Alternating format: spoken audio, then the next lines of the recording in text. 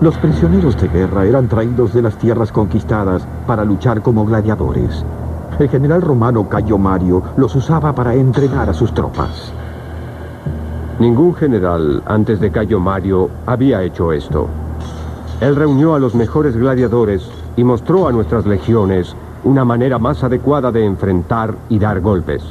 Finalmente, él produjo una combinación de coraje y habilidad tales que una reforzaba a la otra. El coraje complementaba a la habilidad con todo su celo, y la habilidad le enseñaba al coraje a protegerse.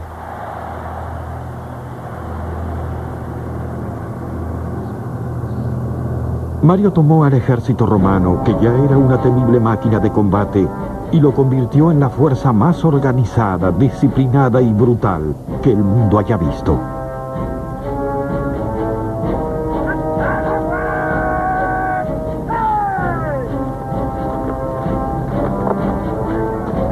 Pero Mario cambió más que el entrenamiento.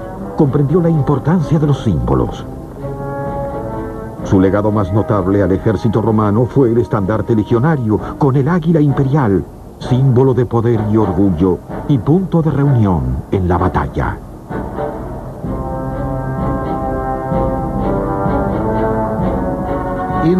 En la batalla, uno quiere saber a dónde está el líder.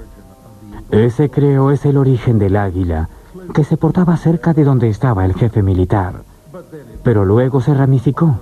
El honor de portar el estandarte llegó a ser muy grande. La ignominia de perder el propio estandarte, el estandarte del águila, era igualmente grande. Y en muchos sentidos era muy práctico. Por supuesto, el águila ha llegado a nosotros como un símbolo de destreza militar, pero ese es un exceso. No era el propósito inicial.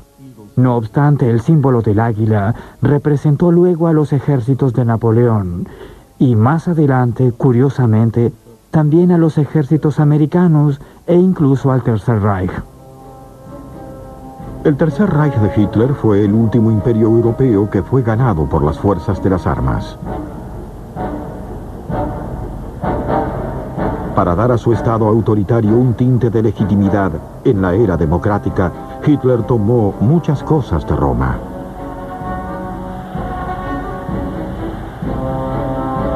Sus tropas marchaban bajo estandartes copiados de los de Roma.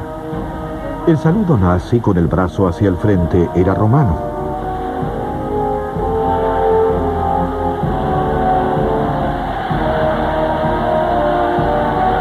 2000 años después de que Mario comandara su ejército romano, sus símbolos revivieron en la Alemania nazi. En el núcleo de la reforma de Mario se hallaba el entrenamiento. Casi 500 años después de la muerte de Mario, Vegesio escribió su manual llamado Epítome de la ciencia militar. Decía que el éxito militar romano solo se debía al entrenamiento militar iniciado por Mario. Los galos pueden haber sido más numerosos, los germanos más altos, los españoles más fuertes y los africanos más pérfidos. Vegesio incluso admite que los griegos eran más inteligentes, pero escribe: vencieron a todos ellos gracias a la cuidadosa selección de reclutas, a la instrucción sobre las leyes de la guerra, al fortalecimiento a través de ejercicios diarios y al estricto castigo de la cobardía. Nadie teme hacer lo que sabe que ha aprendido bien. Una pequeña fuerza bien entrenada para los conflictos de la guerra es más apta para la victoria. Una horda salvaje y descuidada siempre está expuesta al peligro.